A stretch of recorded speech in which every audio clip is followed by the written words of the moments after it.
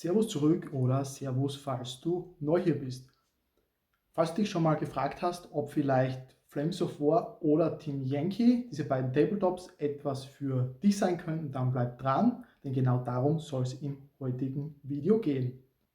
Und damit möchte ich auch gleich mal anfangen mit diesen beiden Spielsystemen. Was sind diese Spielsysteme nicht oder für wen sind sie möglicherweise nichts? Denn ganz als erstes sollte man mal wissen, Flames of War ist ein Spiel im Zweiten Weltkrieg angesiedelt und wie es hier auch beim Team Yankee der neue Name schon auch sagt, der aktuellere Name, es ist halt in einem fiktiven Dritten Weltkriegssetting angesiedelt. Da muss man sich natürlich als erster mal die Frage stellen, ob man das überhaupt möchte, denn da gibt es ja alles Mögliche an Dingen, die man hier vielleicht berücksichtigen sollte.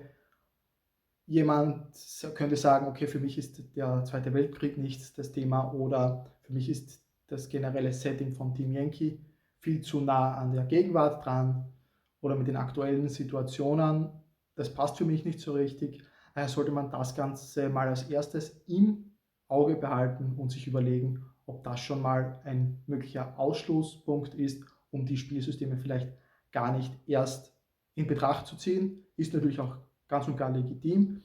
Ich habe halt subjektiv auch für mich festgestellt, dass ich damit keine Probleme habe in der Hinsicht, weil das für mich ganz einfach Würfelspiele sind, Miniaturenspiele und ich das eigentlich für mich sehr gut abgrenzen kann von allem anderen und daher das Ganze für mich okay ist.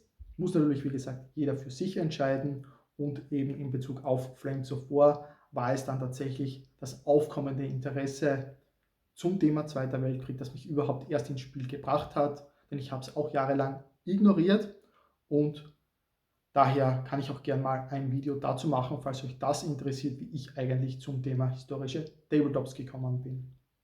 Mit dem jetzt aber mal aus dem Weg möchte ich mal jetzt anfangen, über die beiden Spielsysteme zu reden.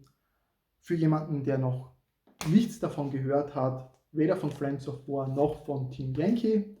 Es sind beides 15 mm Tabletop-Spielsysteme, angesiedelt, wie schon gesagt, im Zweiten Weltkriegs-Setting oder eben im Bereich Kalter Krieg mit dem Thema Dritter Weltkrieg und kommen eben beide Spielsysteme von derselben Firma. Bei Flames of War, das ist das ältere der beiden Spiele, gibt es aktuell die 4. Version, das ist auch das aktuelle Regelbuch, das ich hier in der Hand halte und auf Basis bzw. die Grundlage für dieses aktuelle Regelsystem war eben damals Team Yankee, als es rausgekommen ist, also ist das zweite nachfolgende Spielsystem, aber hier wurden bereits die Regelkonstrukte angewendet und benutzt, die sich dann von auch später Flames of War V3 zur 4. Edition dann geändert haben. Denn wie gesagt, das hier war die Grundlage dann und für die 4. Version Flames of War wurden diese Team Yankee-Regeln einfach übernommen, zum großen Teil und angepasst, wenn es nötig war oder abgeändert eben für Flames of War. Daher nicht wirklich vergleichbar unbedingt mit den vorangegangenen Editionen von Flames of War, nur mal so als Grundlage. Dementsprechend kann auch gesagt werden, dass beide Spielsysteme das komplett identische Regelsystem in großen Teilen verwenden. Also es gibt natürlich gewisse Unterschiede auch in Bezug auf Regeln. Zum Beispiel gibt es hier die Stabilizer-Regel bei Flames of War, die funktioniert, beziehungsweise die existiert auch in Team Yankee, hat aber dort andere Regeln, also funktioniert auf eine andere Art und Weise, heißt aber komplett gleich, also falls man da beide Spielsysteme spielen sollte, muss man sich das ein bisschen im Kopf behalten, das ist nicht identisch, ansonsten im Großen und Ganzen der Aufbau der Profile, der Einheiten, das ist alles komplett zu großen Teilen gleich.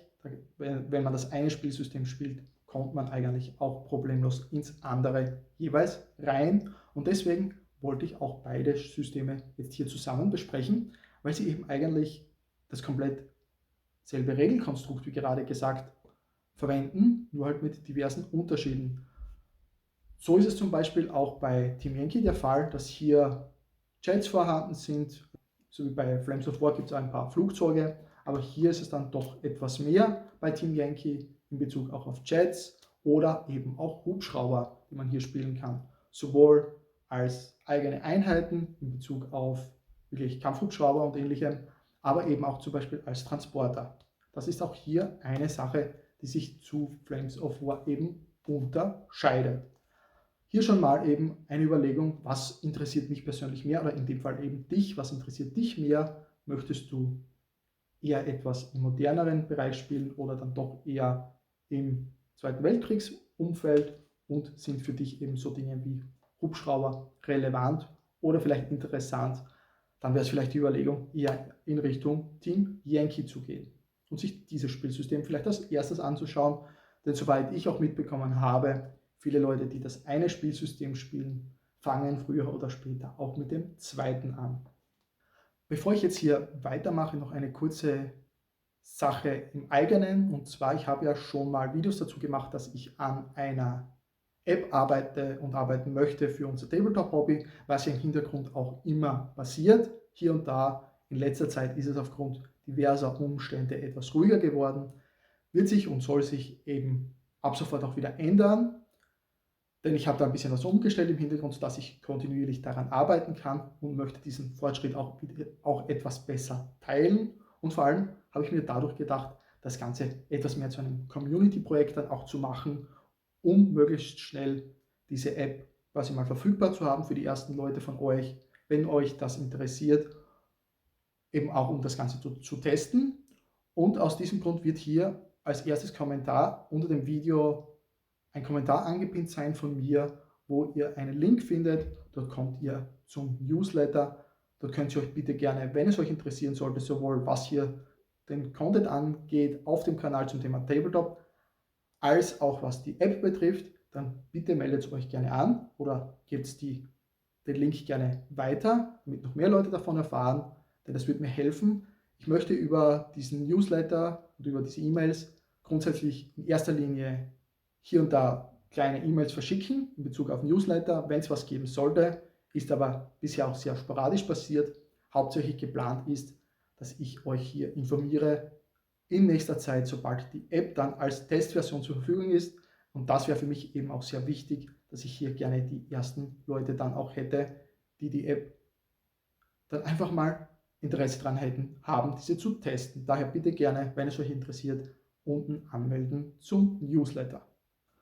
Dann ein kurzer Blick auf das Thema Flames of War und zwar, wie gesagt, Zweites Weltkriegssetting. Dementsprechend habt ihr Fraktionen wie Deutschland, Amerika, die Briten, Sowjetunion, aber eben auch andere Fraktionen, die etwas kleiner sind, wie zum Beispiel die Italiener oder auch Ungarn, Rumänen. Das sind alles so Dinge, die ihr durchaus auch hier spielen könnt. Dafür gibt es auch Regeln. Da habe ich auch schon das ein oder andere Video hier auf dem Kanal gebracht. Könnt ihr gerne mal reinschauen, um ein bisschen mehr Überblick zu bekommen. Zum Beispiel gibt es für Nordafrika ein Compilation-Buch, das hier alles ein bisschen erklärt. Das Video könnt ihr euch auch gerne hier auf dem Kanal zum Beispiel anschauen. Dann, was das Thema Team Yankee betrifft, da wie gesagt sind wir im Bereich 1985 herum. Aktuell, soweit ich das jetzt im Kopf habe, wo diese alternative Zeitlinie angesiedelt ist. Und hier habt ihr eben die Möglichkeit, dementsprechende Fraktionen auch zu spielen, wie eben Amerikaner, Ost- oder Westdeutsche ist eben in dem Fall aufgeteilt. Ihr könnt aber auch Russen spielen, ihr könnt Tschechoslowaken spielen, Polen oder ihr habt zum Beispiel auch die Möglichkeit, andere NATO-Staaten zu spielen, wie Franzosen, Belgier und auch so Dinge aus dem Bereich etwas nördlicher mit eben zum Beispiel den Schweden, den Finnen oder den Norwegern. Also da ist schon einiges an Auswahl vorhanden und es gibt jetzt auch aktuell kürzlich neu erschienen ein Buch für die Israelis, die konnte man auch schon seit einigen Jahren spielen. Die waren auch im Oil Wars Buch damals enthalten, das schon vor, ich weiß nicht, 5, 6, 7 Jahren erschienen ist. Und hier gab es eben jetzt für diese Fraktion auch ein Update, also falls euch so etwas interessieren sollte, ist auch das zum Beispiel eine Möglichkeit bzw. eine Fraktion, die euch hier zur Verfügung steht und die ihr eben dementsprechend spielen könnt. Was eben die beiden Spielsysteme wieder gemeinsam haben, beides wird im 15 mm Maßstab gespielt. Ihr könnt sowohl Zentimeter als auch Zoll Maß verwenden. Es ist auch beides auf den Profilen angegeben. Wenn wir uns hier zum Beispiel mal die Seite anschauen, hier als Beispiel, da habt ihr so ein Profil, so eine Profilkarte abgedruckt, die es auch zu kaufen gibt für beide Spielsysteme. Und dort ist eben alles an Skills drauf und beziehungsweise an Profilwerten, die ihr braucht für eure jeweilige Einheit. Solltet ihr alles finden. Eben so sieht die Vorderseite einer Karte aus und meist auf der Hinterseite. Wenn notwendig, sind dort Spielregeln bzw. Sonderregeln der jeweiligen Einheit abgedruckt. Und wie man hier dann auch sehen kann, es sind sowohl die Ranges in Zoll als auch in Zentimetern angegeben. Also hier habt ihr dann beide Möglichkeiten. Ich habe es bisher nur in Inches gespielt und ich habe auch noch ehrlich gesagt niemanden gesehen, der die Zentimeter-Angaben verwendet hätte. Ansonsten vielleicht noch ganz interessant zu wissen, falls du noch keine Ahnung davon hast, als Würfel werden ganz normale W6 verwendet, von denen solltest du, vor allem wenn du Tabletop spielst, schon mehr als genug haben. Also auch hier keine Notwendigkeit, neue Würfel zu kaufen. Auch wenn es eigene Würfel für diverse Fraktionen gibt, in beiden Spielsystemen, ganz normale W6 tun es genauso, ist nicht notwendig. Ansonsten ist das Spielsystem meiner Meinung nach auch ziemlich einfach zu erlernen. Ihr habt ganz normal einen Trefferwurf, der wird durch diverse Elemente eben erschwert oder erleichtert. Wenn ihr zum Beispiel ein Ziel in lange Reichweite beschießt, das ist alles über 16 Zoll, dann bekommt ihr +1 auf den Wurf, also das, was ihr würfeln müsst, dann wird aus einer 4+ zum Treffen eine 5+. Wenn sich das Ziel in Deckung befindet, kommt noch einmal +1 dazu, also dann 6+ und so geht das weiter. Und aber es ist auch möglich, hier zum Beispiel auf eine 7 oder 8 zu treffen, dann muss man halt dementsprechend 2 Würfel werfen. Der erste Würfelwurf muss eine 6 sein und für jede 6 würfelt man dann einen zweiten Würfel und bei einer dementsprechenden 5 oder weiteren 6 wird dann eben erst getroffen. Also ganz einfach zu handeln. Auch ansonsten, wenn es um das Thema Panzer geht und gepanzerte Fahrzeuge, da gibt es dann dementsprechende Rüstungswerte hier an der Seite, auf die man dann eben würfelt. Da gibt es dann einen Anti-Tank-Wert der Waffe, mit der geschossen wurde. Da das Ziel, das getroffen wurde, macht einen Würfelwurf für jeden Treffer mit einem W6, addiert den jeweiligen Rüstungswert hier dazu und muss damit mindestens den Anti-Tank-Wert der Waffe erreichen. Wird dieser Wert erreicht, dann ist es möglich, dass die Besatzung eventuell aussteigt oder es passiert nichts. Oder wenn dieser Wert eben nicht erreicht wird bzw. überschritten wird, dann ist alles okay und wird das unterschritten, dieser Wert mit dem Würfelwurf plus der Panzerung zusammen addiert, dann ist es auf alle Fälle so, dass die Besatzung aus dem Fahrzeug aussteigt. Dann kann es aber eben noch passieren, dass das Fahrzeug zerstört wird.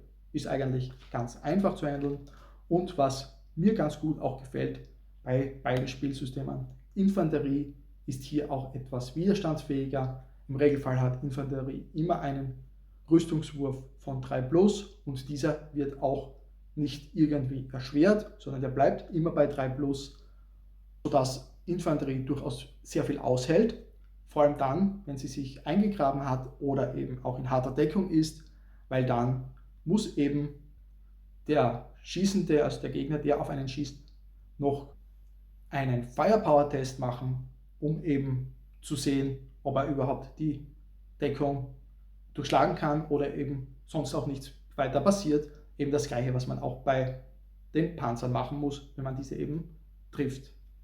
Ansonsten, worüber ich noch überhaupt nicht gesprochen habe, ist die Zugabfolge. Es ist eigentlich etwas Bekanntes. Es ist jetzt kein Spielsystem, wo jeder Spieler nur eine Einheit aktiviert, sondern der erste Spieler ist an der Reihe, bewegt sich mit allen seinen Einheiten, dann wird mit allen Einheiten geschossen.